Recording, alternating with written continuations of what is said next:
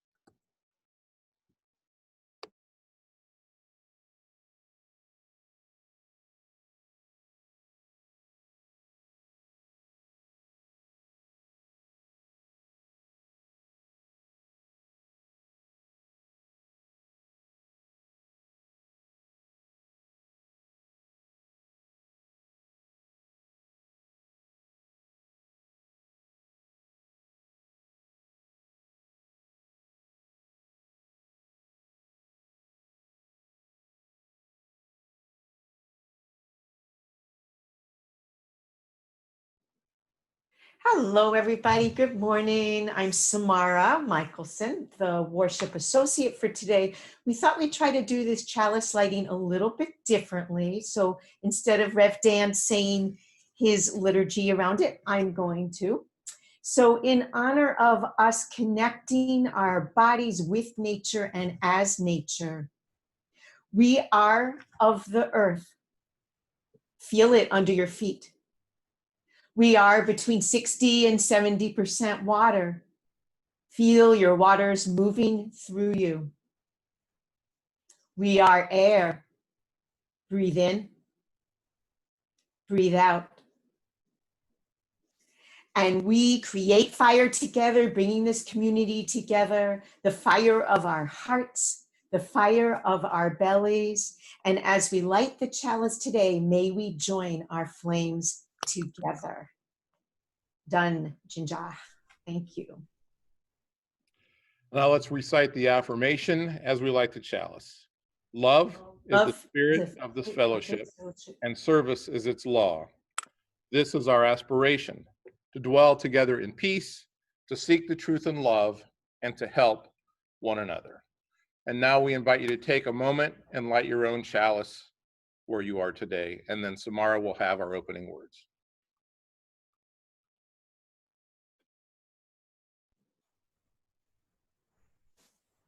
Hi again. All right, so opening words today are from Mary Oliver, one of my favorite poets who has written so much about the nature body. This poem is Desire. No, it's not. The closing poem is Desire. This poem is What Can I Say? What can I say that I have not said before? So I'll say it again. The leaf has a song in it. Stone is the face of patience.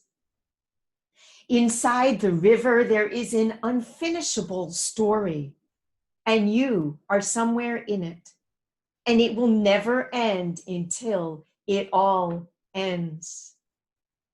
Take your busy heart to the art museum and the Chamber of Commerce, but take it also to the forest.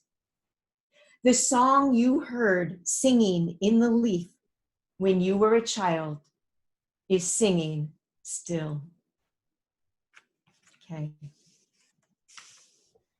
Thank you, Samara. Our opening song today is Morning Has Broken. Many of us remember that song from the 70s. The lyrics really connect us to nature and help us understand why that experience is so valuable to us. This is a recording done by our own Herb, and it's a solo. The lyrics are on the screen. Please sing along at home, and thank you to Herb and to Linda for making this happen.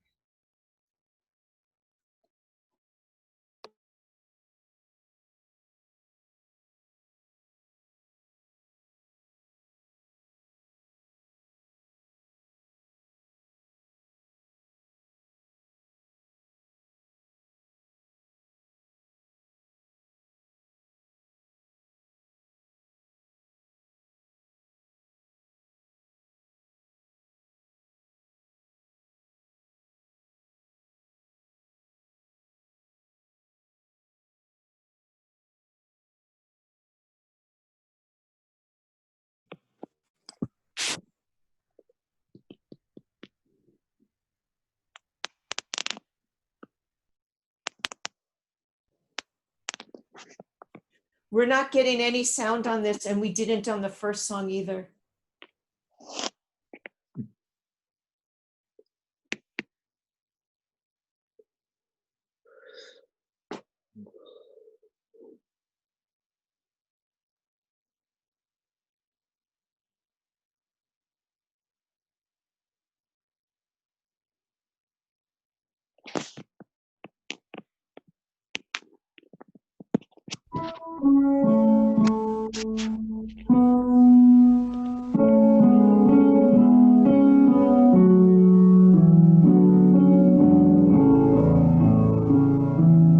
Morning has broken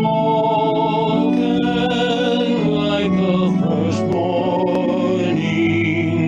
Blackbird has spoken like the first bird.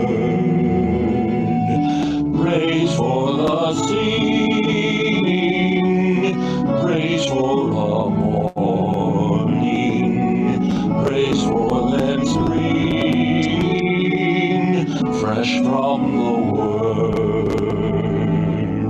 Sweet the rain's new fall, sunlit from heaven, like the first dew fall on the first grass. Praise for the sweetness of the wet garden, sprung in completeness where God's feet pass. Mine is the sunlight, mine is the morning, born of the one light, Eden saw played. Praise with elation, praise every morning, God's recreation of the new day.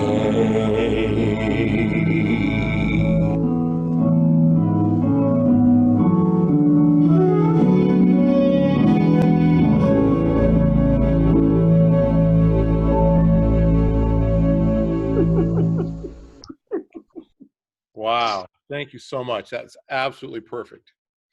And this is the time in the service where we do a member spotlight, where we get to know someone in the congregation better. The past several weeks, we've been doing members of the board, but today I have a special introduction to make. Several weeks ago, the board approved hiring a position that I like to call the Coronavirus Connections Coordinator. That would be in place of the membership coordinator, which has been open for a while. So this past week, we hired a new person that most of you will not know. Her name is Lori Bell. So let's spotlight Lori. Lori comes to us from a very interesting history. I'm going to give her a chance to share about her history, and her role will be evolving as we figure out how to keep all of us connected, not just on Zoom, but on other ways.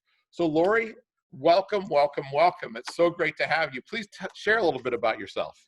Okay, I will try to do a little bit, but I'm Irish and we have a tendency to stretch things out. We can cut you off whenever we want to. Okay, good.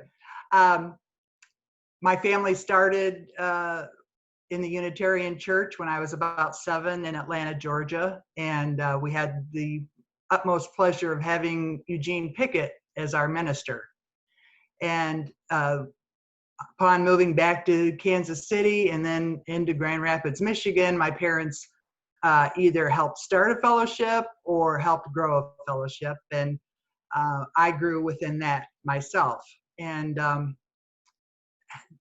this song, Morning is Broken, it just kind of is another one of those flags that have been waving in front of my face for quite a long time now to get back to my roots and to get back to the support and the nurturing and the activism that the Unitarian Church has been so important in our society and doing.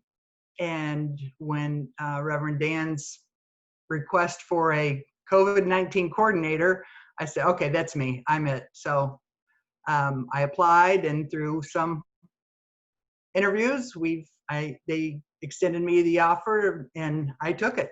So here I am. Lori, talk a little bit about your professional background. Where did you spend most of your career, and what was it that brought you to Port Charlotte? Okay, well, my ex-husband dragged me to Port Charlotte, but for almost 30 years, I have been a U.S. Postal Service employee. I was a letter carrier, but more than that, I was a union leader. And my branch had about 1,300 members. We extended from St. Pete to Punta Gorda. And also, as a union leader, I was a vice president, the second woman in 100 years to become vice president. And I was also the political liaison for District 17. So my travels took me to nation's capital, to DC, and also to our state capital, working with representatives and for the working family. So that's kind of a lot of what I've been doing for the last 25 years here in Florida, is focusing on that. And you actually did visit UUFCC when you first moved to the area, right? One Sunday? Yes, I did. It's okay to tell what happened. It really is. Okay. I have 4 children. And when we first moved down here, they were all, there was a couple elementary and 1 middle school and 1 high schooler. And so my first visit, I was... Don't sugarcoat it. Tell the truth. They were very happy to see me and to learn that I had so many children, and just nearly tears in their eyes that they were able to add to the very small religious education program that they had there. So I was almost celebrity status that day. The next weekend, I already had some plans and I did not attend. And the following week, I received numerous phone calls wondering where I was. And that just, unfortunately, was a big turnoff for me. So it took me a long time to get back there. But anyway, I am here, and I have never left the Unitarian philosophies on activism and finding one's true self and spirit. And I'm just very happy to be here. Well, we are super glad that you found your way back to us. I believe this is serendipitous. Everybody will hear more from Lori this week. She's going to take over most of the Zoom responsibilities that Mary Jane and I have been doing as far as coordinating activities and sending out information about meetings and what's happening and when. She's going to find maybe some new ways for us to connect and help us create more of a usable phone tree so that we can be in connection with one another on the phone as well. And so expect to hear from her this week. Lori, it's great to have you. Afterwards, after the service, Lori, we invite you to stick around and maybe everybody will say hi to you and you can begin to get to know some folks that way. Okay, great. Thank you so much. Wonderful. During this time, we'd like to share what we call the Book of Life. It's an opportunity for us to share both some of the challenges and the joys that we've experienced personally, or friends, family that we know that we have concerns about, or things to celebrate with. I would invite you during this time to begin to write some of those items that you would like to share in the Book of Life in our chat room so that we can all read them. We're going to have a song play for a moment, and that'll be your chance to do that. And then when the song is done, we'll do a moment of silence. And then after the moment of silence, we'll share Spirit of Life.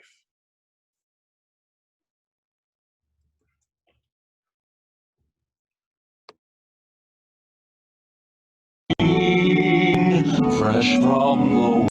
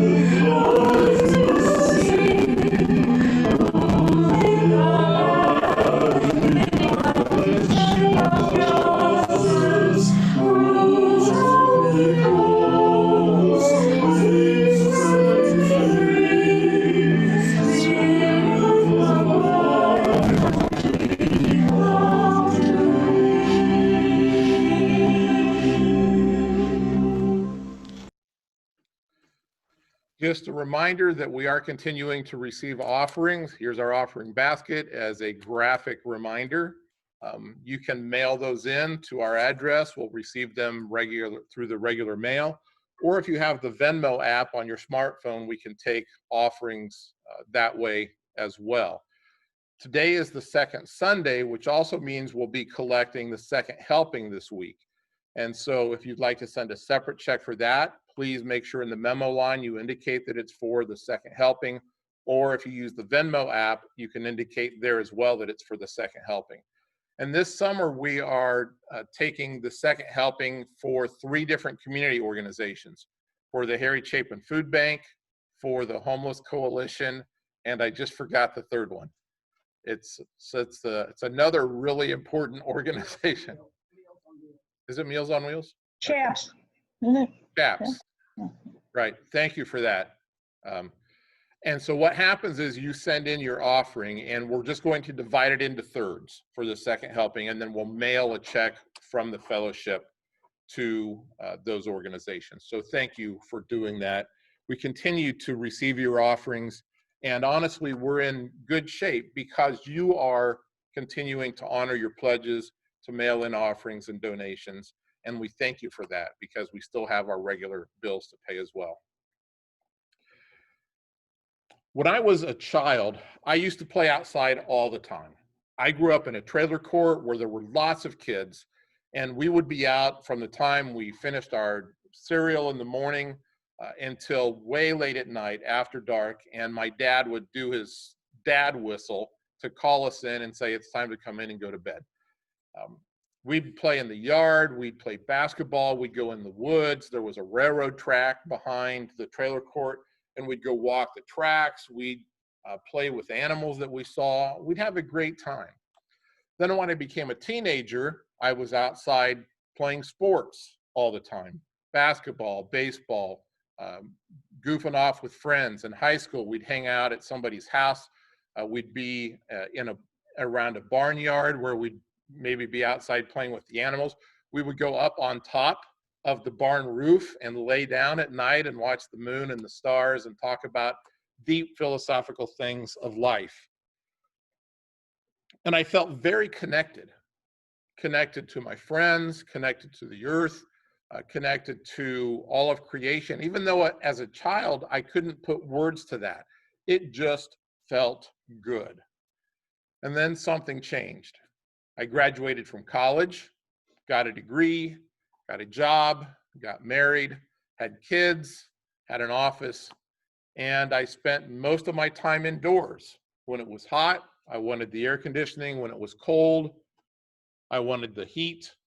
I'd still go outside to do some things with kids. We'd play out in the yard some, and my kids were all soccer players, and so I'd go to lots of soccer games and sit out in the freezing rain or sit out when it's 102 degrees and watch soccer. But for the most part, I became an indoors person and forgot what it was like to connect with nature, to feel the sun on my skin, the cool wind in on my hair when I had it, and just to have that connection with all that the earth has to offer. For decades, I lost that. And then 4 years ago, I moved to Florida, and I began to reconnect with nature. I learned how great it was to sit on the beach and listen to the ocean lap upon the sand, to watch the seagulls soar, to notice how deep the blue of the sky and the green of the ocean are here in Florida, unlike anywhere else. To just enjoy being able to be outside year round was something that was renewing, refreshing for me. And as I went through some challenges after moving down here, it was reconnecting with the earth that revived me and gave me back a new sense of excitement and life and of living. Today, as we wrap up our series on the 6 sources of our living tradition of Unitarian Universalism, source number 6 says this: we value the spiritual teachings of earth-centered traditions, which celebrate the sacred cycle of life and instruct us to live in harmony with the rhythms of nature. Earth-centered traditions which celebrate the sacred circle of life and instruct us to live in harmony with the rhythms of nature. Earth-centered religions are those that recognize the primacy of nature in the world. They all share this in common, the understanding that humans are merely part of life on Earth. Humans are not on top of anything in Earth-centered religions. We are an important part, but no more important than a cockroach or a flower or a mountain. And we all know the harm that humanity has caused nature in many ways. Earth-based religions recognize the fact that we are all part of what we call the interconnected web. There are many earth-based religions, and sometimes they're a bit mysterious because few of us grow up learning about them. There might even be more earth-based religions and offshoots than there are theistic religions in the world. A few examples of earth-based religions include paganism, Druidism, animism, Wicca, all of the many variations of Native American spirituality, and of course, pantheism. So with that very, very basic rudimentary understanding of what earth-centered religions are, I want to spend some time talking about the rhythm of earth and of nature. If 2020 has taught us anything so far this year, it's that Mother Nature is pissed off at us. Mother Nature is taking us out behind the woodshed and spanking our collective bottoms. Mother Nature is upset and is showing it. As climate change continues to impact all parts of the world, we have seen earthquakes and hurricanes and tsunamis like never before. We've had record heat, record drought in previously wet areas, record rains in regions that can't handle it. We're dealing with a scary worldwide pandemic that is far from being totally understood or under control. And in the midst of all this, we are witnessing in many cases, participating in civil unrest, certainly here in America, even here in Charlotte County. And as we see it on the news, it's spread to all over the world. Something is afoot. Significant change is in the air. 2020 feels like a watershed moment, a tipping point from which there is no chance to return to what was.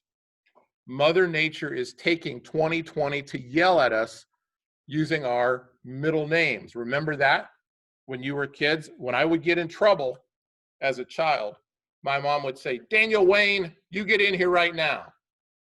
Daniel Wayne, you come here. Daniel Wayne, what are you doing? Yes, my middle name is Wayne. And I feel like Mother Nature is yelling at all of us right now using our middle names. Mother Nature might be doing something like this. Hey, human being, Homo sapien, mortal bipeds, what do I have to do to get your attention? I turn up the heat, I make it rain like crazy, I unleash catastrophic disease, and what do I get? Complacency and reticence. What will it take for me to get your attention long enough so that you'll make some real change? You have got to learn to take care of what I've given you and to take much better care of each other. Like any mother, I hate to see my children fight. It drives me bonkers. Yes, Mother Nature is pissed. And honestly, it is all our fault as humans. See, the energy of the universe is way off. It's chaotic and it's negative and it's pointed inward at each of us individually rather than at us collectively. We must treat everything and everyone better to bring back balance and health to the earth that we call home. In earth-based religions, everything is made up of energy. The sky has energy, the water has energy, the wind has energy, fire has energy, the main elements. People have energy, animals have energy, plants have energy, even rocks and dirt, soil have energy. We now know that that's true through physics. Everything is made up of atoms, protons, neutrons, electrons. That's all energy. We are all attracted to certain foods, to certain types of music, to certain people. That's energy. But we're also repelled by certain foods, certain music, certain people. That is also energy. Whenever we talk about feeling sick or someone we love being sick, sickness is a disease, a disease. The word dis-ease combined. That's negative energy in our body. To feel better, we need to do something to chase out the negative energy and replace it with positive energy. We can't do that just passively. Sometimes we use medicine to do that. But in almost every case, we can actually use other types of energy to do just as good a job, if not better. Sometimes we need to change our diet, eat healthier food. Sometimes we need to listen to better music that fills us with positive feelings. Sometimes we need laughter. If I ever get sick and I'm in serious shape and I have to be in the hospital, I would much rather be at home watching old Carol Burnett reruns than I would getting an IV drip, trying to put medicine in my body that could wind up poisoning me anyway. Laughter makes a difference. Happiness chases out disease in many ways. Sometimes we just need some fun with friends. Have you ever had a rough week and then on the weekend you're able to get together with people that you just really enjoy and you sit around and laugh and have a good time, and for some reason you just feel better? You've cleansed the negative dis-ease out of your body with that social interaction. Being outdoors can help us. Very early in all the discussion about COVID-19, people were saying sunshine kills the disease. Being out in the sun, in the warmth, getting the energy from the sun helps to keep you healthy. We know that for almost all of us, that's the case anyway. So being out in nature, sticking your toes in the sand, taking a walk through the woods, whatever it might be, can be helpful. Many of us have hobbies that we really enjoy. Our hobbies give us positive energy, whether that's playing music or needlework or photography or on and on and on, a million different things. Our hobbies help us feel better. That's positive energy. Sometimes all we need is a change of scenery. That's why we take vacations, even short trips. We get out of town for a week or for a couple days, and just having something different to look at makes a difference. That's part of why the past 3 months have been so hard, because we've been forced to stay inside, looking at our furniture, looking at our walls, looking at everything that we call home. But after a while, for most of us, that's just not enough anymore. We need something fresh to keep the positive energy in our brain going. All of these changes bring us new positive energy, positive mojo, positive juju, and chases the negative away from our body, our brain, and our area. In our culture, energy is at work as well. America at its very core, pay attention to this very brief history lesson, please. America at its very core was settled, founded, organized, and nurtured for 400 years to ensure that wealthy white men had most of the power and most of the money. That's the way the system's set up. There's nothing broken about any of our systems. They're working exactly the way they were designed from the beginning. Since that time, Native Americans were all but totally wiped out, their land taken over, their sacred sites pillaged for wood or for food or for gold. Since that time, tens of millions of blacks were kidnapped from Africa, their home, shipped to America like cargo, sold into slavery, treated as less than fully human, and even after emancipation, relegated to second-class citizen status, where they are still punished for having a dark skin pigment. I would be remiss not to mention that Juneteenth is coming up this week. Juneteenth is also known as Freedom Day, Jubilee Day, or Cell Liberation Day. It's observed on June 19th and commemorates the day in 1865 when Union General Gordon Granger read the federal orders in Galveston, Texas, that all previously enslaved people were free. It was the last place in America where the proclamation was read and people realized that it was a new age. By law, slavery was over on that day. That's why Juneteenth is celebrated. But since that time, poor people have still been forced to live with food insecurity, terrible medical care, insufficient education, poisoned water, and a rigged political system. Since the very beginning of America, women have had to battle to be treated as equals to men.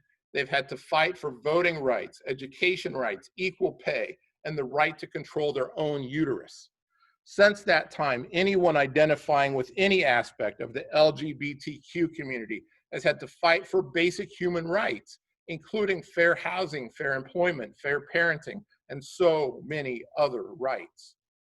Friday, just 2 days ago, was the 4-year anniversary of the Pulse nightclub shooting in Orlando, where 49 people were killed and more than 50 more shot simply because they weren't straight like the rest of America. Throw on top of that 150 years of exploiting the land and our own natural resources through industrialization and every type of pollution. That, over 400 years, is a hell of a lot of negative energy. And all that negative energy is finally coming home to roost. It's shaking things up. It's saying now is the time for change. So what do we do? I suggest a few areas that we examine to look at how we can change. Start with yourself, personal changes. Think about your attitude. Think about your habits. Think about your behaviors and your values. What needs to be re-examined, reset, redone? What needs to be tossed out and maybe rebuilt from scratch? It all starts with us as individuals. What about your family changes? Maybe there are some relationships that need to be reset. And I know we can't control all of the relationships. You can do everything right, and somebody else still has their own right to respond to that. But are you doing truly everything you can to try to have a positive relationship with folks in your family? How do we treat our family members? And what expectations do we have? Do we expect too much out of our brothers or sisters or parents or cousins or aunts or uncles, the people that we live with? And they'll never be able to meet those high expectations. The high expectations create negative energy that needs to be replaced with real expectations and positive energy.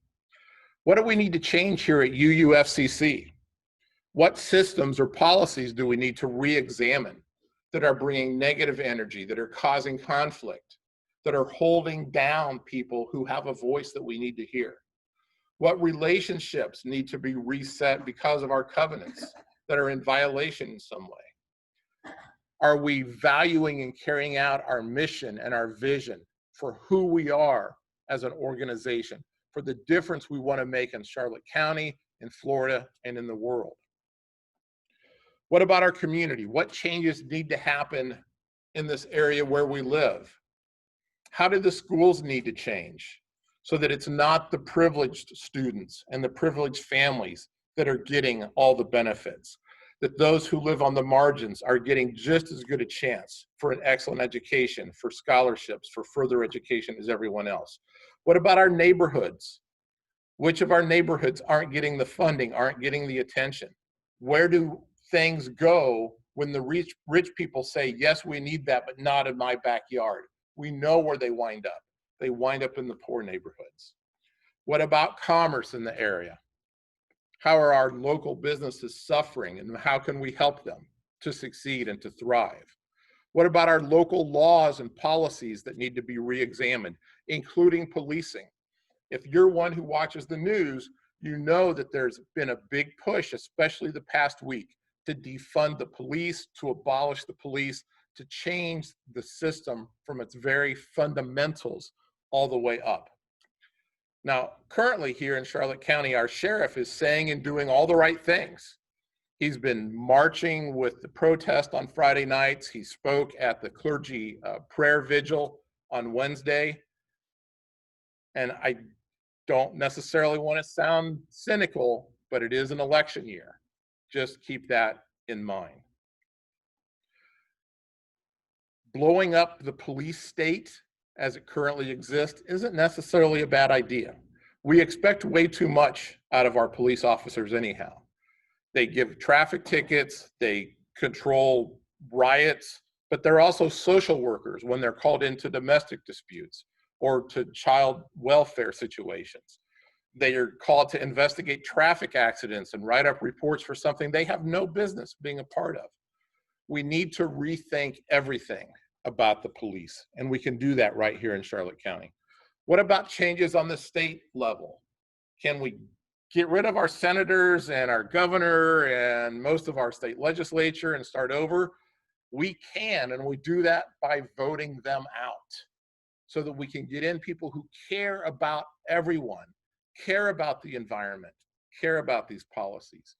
Voting rights and procedures so that convicted felons who have paid their time can have their right to vote restored to them. And that's something that is a constant battle that we need to keep on top on.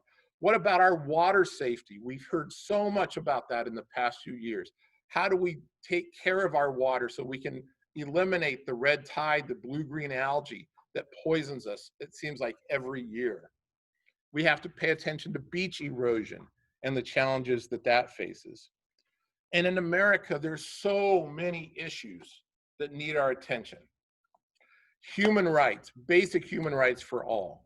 Private prisons need to be eliminated. If you can make a profit out of putting somebody in jail, guess what's going to happen? More people are going to be incarcerated. America puts, by number and by percentage, more of its population in jail by far than any other nation on earth. Why? Because there's money in it. Of course there is, because it's America. Universal health care. Everybody needs to have a right to get the health care, no matter how rich or poor they are, no matter where they live.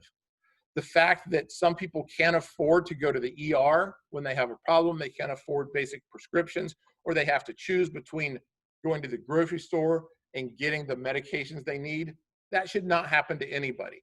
Again, as long as there's profit in that system, it will be corrupt. Criminal justice reform. 2 nights ago, Friday, Atlanta, Wendy's drive-thru, Rayshard Brooks fell asleep in his car. By the way, in America, falling asleep in your car in a drive-thru is not officially a capital offense unless you happen to be a black man. The manager at Wendy's called the police instead of going out and waking him up and trying to get him out of line. The police came, he resisted, they tased him, he took the taser away from the cop. So what's the reasonable thing to do for somebody with a taser? You shoot him to death. Rayshard Brooks, I think he was 26, 27, maybe 28 years old. The day before his daughter's birthday, was shot dead by Atlanta police in the drive-thru of a Wendy's. They were called because he had fallen asleep. Last night, the people of that area, the people of Atlanta, demonstrated, and then they rioted, and then they burned down that Wendy's. A month ago, I would have said that was stupid. Violence is no way to solve this. We need peaceful protest. The rioters were coming from outside. 2 weeks ago, I would have not have agreed with it, but I knew what was happening and why. Some groups want chaos in America. White supremacists want a race war that they will win in their mind. Anarchists want no government at all, and so violence helps to breed anarchy. Marginalized groups who live in these areas are tired of it all, and they just want to stick it to the man because that's all they can do. Burn down the damn Wendy's. It's a symbol of everything that's wrong. I don't know that I would burn down a Wendy's, but I can understand it, and today I can support it, quite honestly.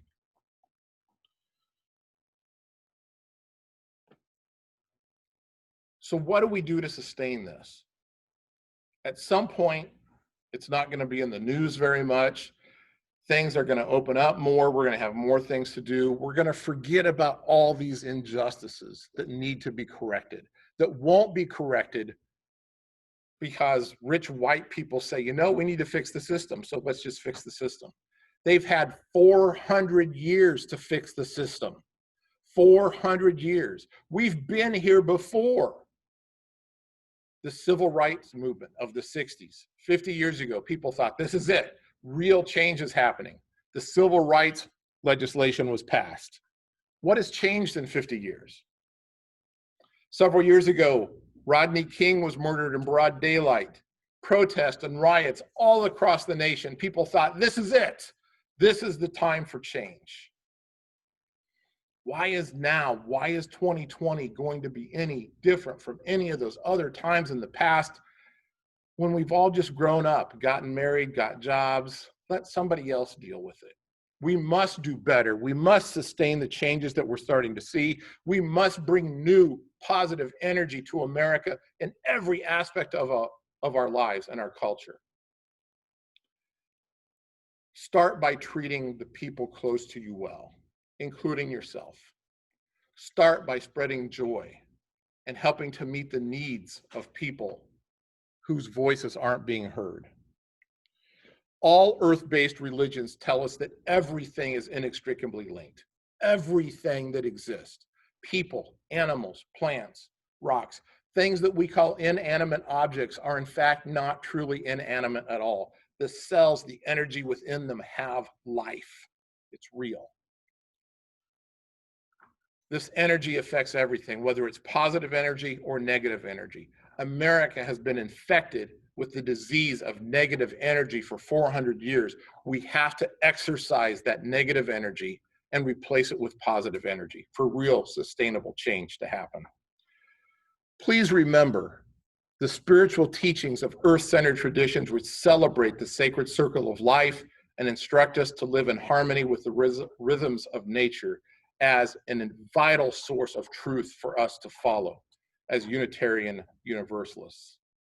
Honor the earth, all of it. Honor each other, the people that you love and care for. Honor yourself. And that will begin to bring the change that we need. That will begin to bring the positive energy that will chase out the negative energy that have caused so many issues that we're now beginning to see change. Amen and blessed be. Samara has our closing words.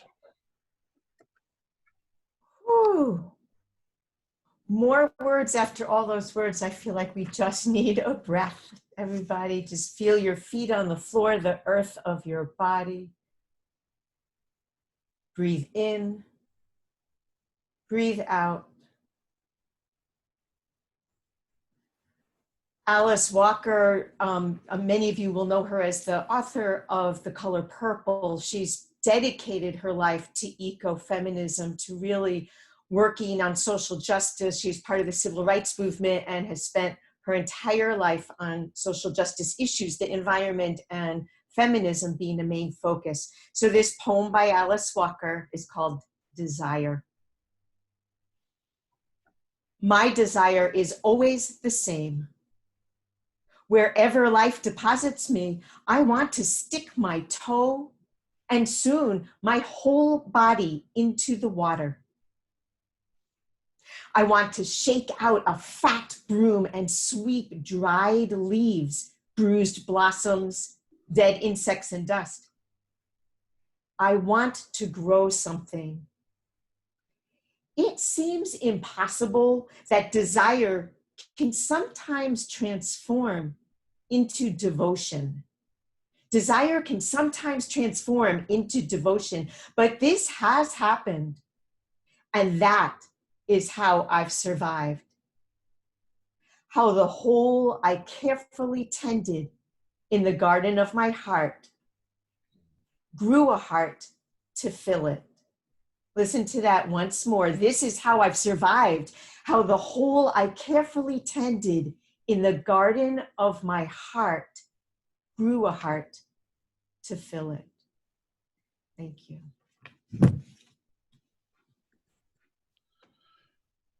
Thank you, Samara, for the words. And now we extinguish the chalice, but not the light of hope, the fire of commitment, or the warmth of community. May those ideals shine in our lives and warm our hearts until we are together again. This past Tuesday, those of us who are part of the worship team met for our regular monthly meeting. And one of the things on the agenda was, I miss the life of the community. I miss the announcements. And so back by popular demand is the life of the community with a few announcements as we wrap up our time together this morning. A few things that I do want to call to your attention. For the past several weeks, we've had a couple folks who have served as what we call Zoom directors for the Sunday service. They take care of what's happening on Zoom. They share the video or the graphics. That way I can just focus on the service itself. And it's been incredibly helpful.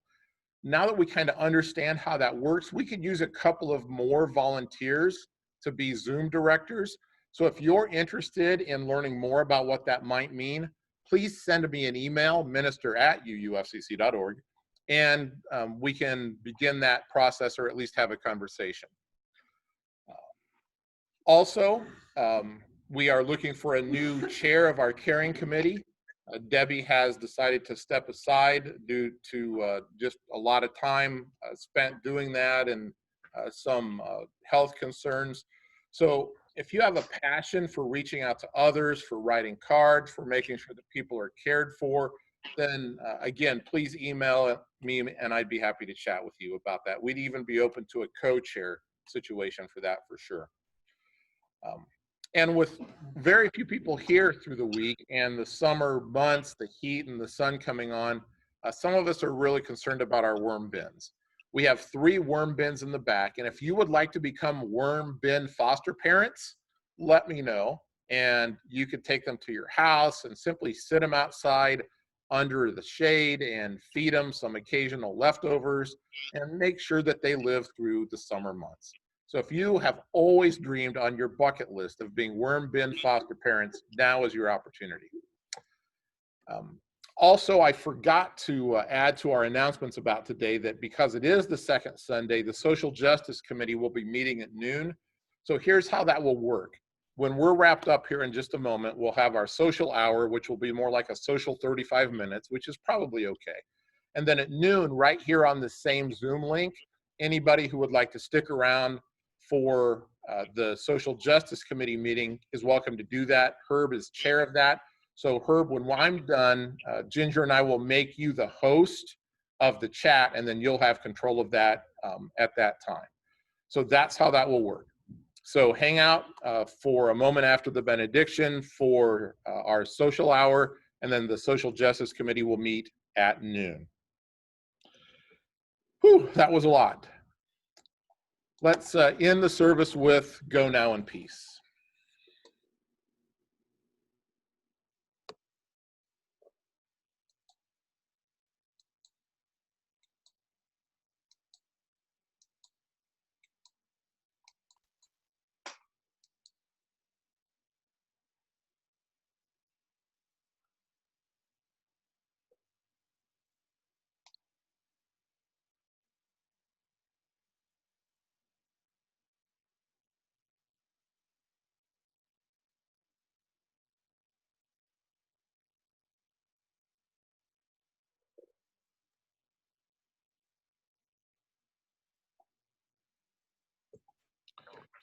Okay, so we have a video issue, but let's all sing together. Most of us know the words, shall we? And unfortunately, that means you get to listen to me sing. Go now in peace, go now in peace. May the spirit of love surround you everywhere, everywhere you may go.